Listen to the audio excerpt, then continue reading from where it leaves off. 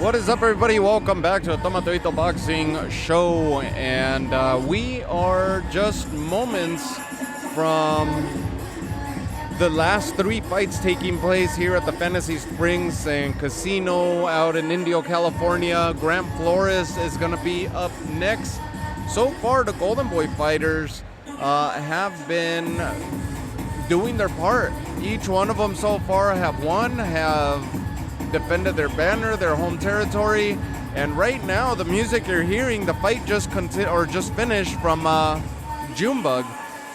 Junebug has a lot of hype behind him, and there's a lot of promise behind this young man. We already witnessed Jonathan Canas opened up the televised portion against Pedro Angel Cruz, and he ended up getting the nod, won in the first fight to open up the televised portion. Then we end up getting Cayden Griffiths, who just fought his second professional fight. He ends up doing really, really good and stops his opponent in Marcus Bouts, I believe it was pronounced. So now he's 2-0 and got a great knockout. That kid, Cayden Griffiths, campaigns at 140 pounds. He's going to be a threat if he continues in this trajectory. He looks the part, he fights the part, he is the part. Everything about him is just gives us a lot of promise. There's a lot of hope that he'll be one of the greats in years to come. From there, we ended up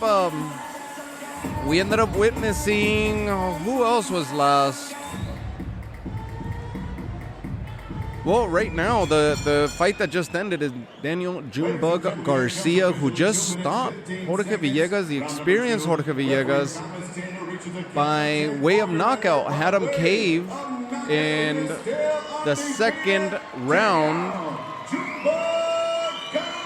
Accumulation of punches gets the fighter against the corner, and the referee gives him the count. Picked it up at the second. And Villegas did not answer the count, refused to get on his feet, hit the 10-second mark, and that's all she wrote. Daniel Junebug Garcia gets the 10th victory of his career and another knockout. He's looking every bit as good as they make him out to be. He's a lightweight, 135 pounds. We know that next week we have Floyd Schofield, who's also a Golden Boy fighter with a lot of hope and a lot of hype for him.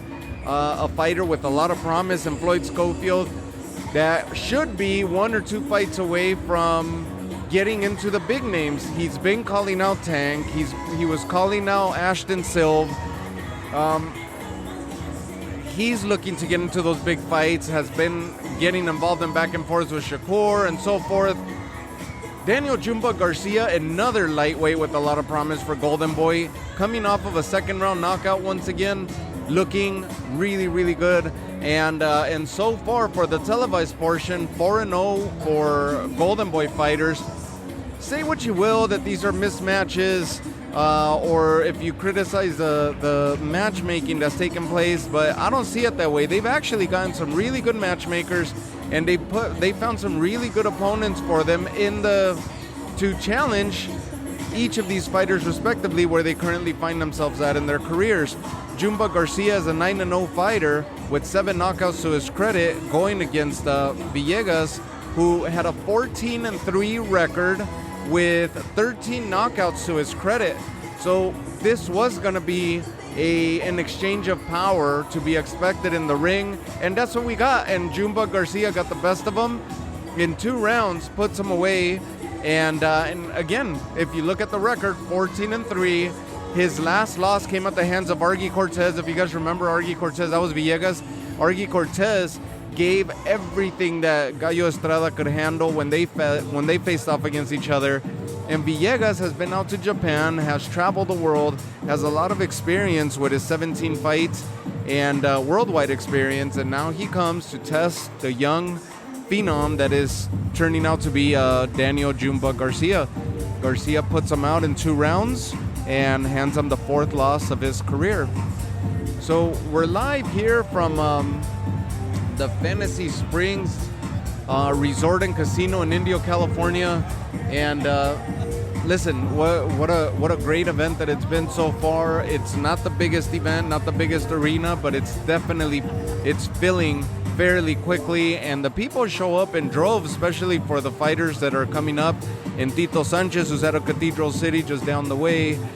In the headliner, Manny Flores, Gucci Manny, who is out of Coachella, and his cousin, who's coming up next, also out of Coachella, Grant Flores, and they come out in droves. There's been Coachella fighters that have represented and put this area of boxing on the map in the past, just like the Diaz brothers, who now, Joel Diaz, who trains Gucci Manny and Grant Flores, also trains Junebug.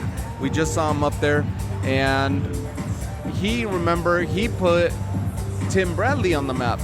And he himself and his brothers put Coachella Valley on the map years ago. So it's something that this area produces some really, really good fighters and a lot of talent in this area. And if you guys remember also, bantamweight, this is the division that Gucci Manny's going to be fighting here in the main event. A bantamweight, a former IBF champ in Randy Caballero, who's also out of this area or fought out of this area, and now is a local entrepreneur, from my understanding, retired now several years back.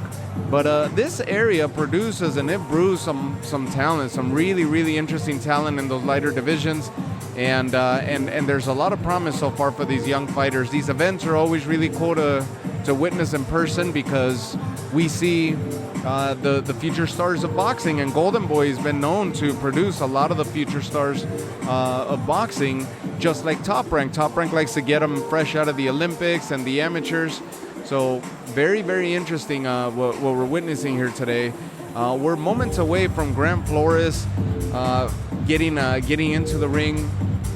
If you guys witnessed that weigh-in, or if you didn't, go check out the weigh-in before this, because there's a little bad blood brewing there between Grant Flores and his opponent, trying to bring up the card here. Everything's running a little bit slower for me here today.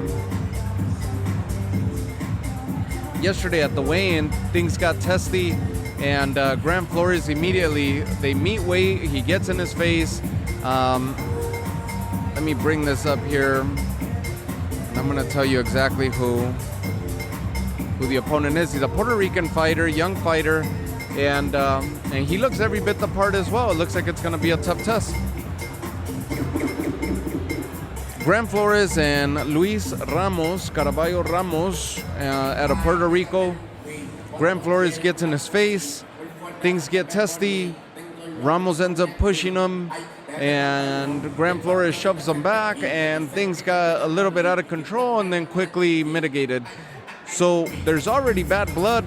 Grant Flores campaigns at 154 pounds. We just witnessed a few days back Tim Tszyu get derailed by Bakram Murtasaliev.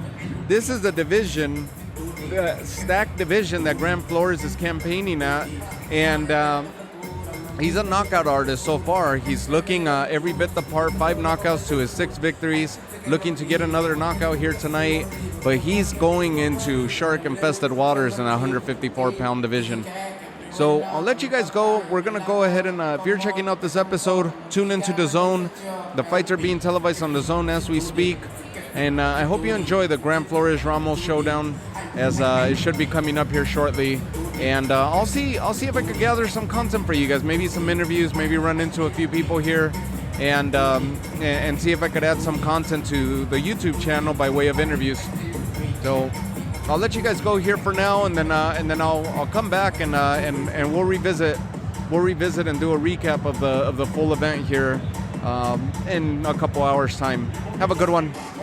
Take care.